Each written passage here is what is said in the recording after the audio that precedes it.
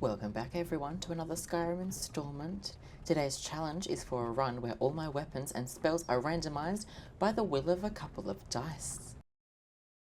The rules are simple enough. Each new dungeon or open space where combat occurs, I roll the dice to determine if we're using magic or weapons, and then from there the dice can determine exactly what spell or weapon I am to use. Another rule is that restoration can only be used if that is the allocated spell.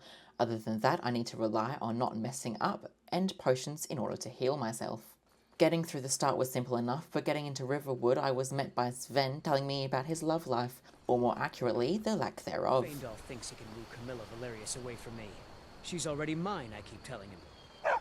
When trying to help the companions, I accidentally shot one of them with fire and they all proceeded to try and kill me. I surrendered myself to the guards, but not before dying twice and getting sent right back to the start of the game.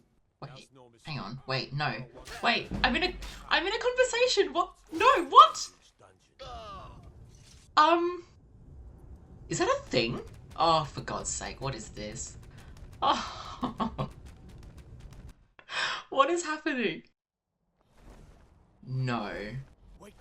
Fuck off, no. Oh, what the fuck? Wow. Wow. I'm not gonna lie, this hurt me and made me already start hating this challenge, but not enough to quit it just yet. After making it to Whiterun for a second time, I was able to greet myself to the Jarl Bulbus the Greater. On my way to Bleak Falls Barrow, the dice dictated that I am only to use healing spells. So I ran through the first layer of bandits to get inside and get another roll to hopefully get a more useful spell or weapon.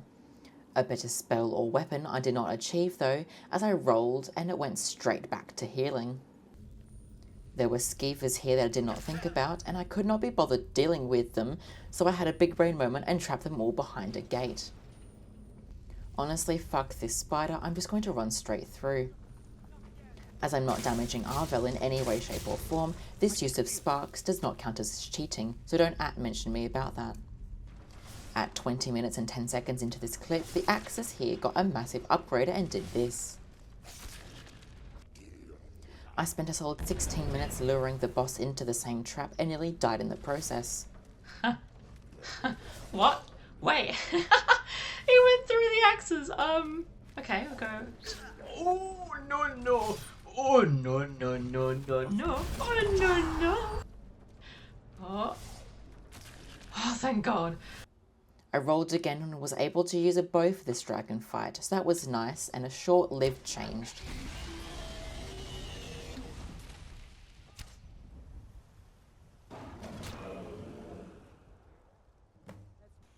So we killed this dragon and I got yelled at by a bunch of old people on a big hill. Running around Whiterun, it makes you think, what does this place smell like? I believe I've come up with a very accurate way of explaining this, only using 10 words. How am I supposed to know? It's literally a game. On my way to see the old men who yelled at me before, I was ambushed by some bandits who were certainly above my level. I rolled the dice and was met by a lovely iron mace.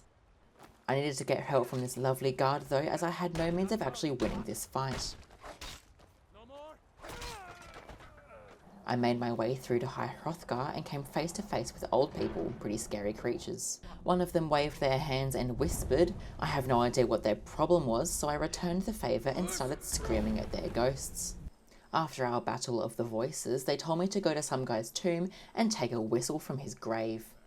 Getting inside, I rolled again, hopes and dreams both very high. I had visions of what magical powers I could possess or battle axes I could behead people with. The dice gave me a fucking healing spell again. With this betrayal, I just sent it and started running through. Not disappointed though, this dungeon has never been completed quite so quick. Shock horror, the mysterious lady talking to the court jester before has stolen this guy's whistle. Does she not know that grave robbery is in fact a crime? And the fact that I was going to do the exact same thing has nothing to do with it, because she actually did it. She is just crazy and needs to be put in prison. Turns out she is just delusional, as she tried to convince me these dragons are coming back to life. Dragons aren't just coming back. They're coming back to life. Oh no! Being a supportive person, I play along with her delusions and found that my playing along has manifested this to actually be real. I guess I'm now a god, but she is still crazy. I rolled and was given the power of zapping people with exactly 6 volts of electricity. We started to fight this dragon with this awesome power, but it did not want to play anymore and instead was killed by a giant and 2 mammoths instead of us. Hey, friend. It's good to see another merry soul enjoying this fine day. Ah, but you look tired. Come, share a bottle of honey. Ah, cheers, my friend. I was spending time in solitude and ran into my double agent. When trying to start a conversation, I accidentally misclicked and stole an empty wine bottle. The guards were called and I served 84 years in prison. Upon my return, the elf fellow was like, "It's been 84 years. Apparently, though, that prison sentence wasn't enough to satisfy, and more people tried to kill me for my violent crimes. Delphine was the only person who actually decided to fight for me. Don't mess with her, though. Even though she's delusional, she does hit like a giant.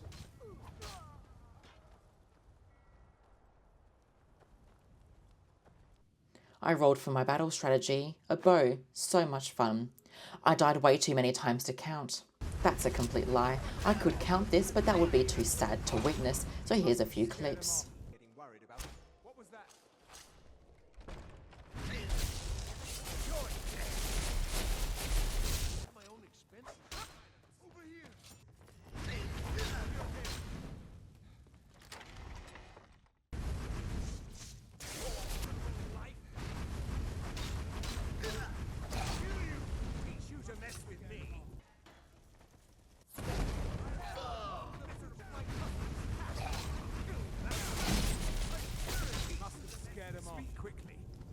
I didn't want to re-roll as this was the fate that the gods had in store for me, but considering a sneak attack does practically no damage to these beefy guys, I was way out of my ability to continue this challenge. For now, this challenge is ending here. I may pick this up again and go another time, or not. I have no idea what I'm doing. So in the meantime, thank you very much for your patronage and have a Talos-blessed day, you Stormcloak lover.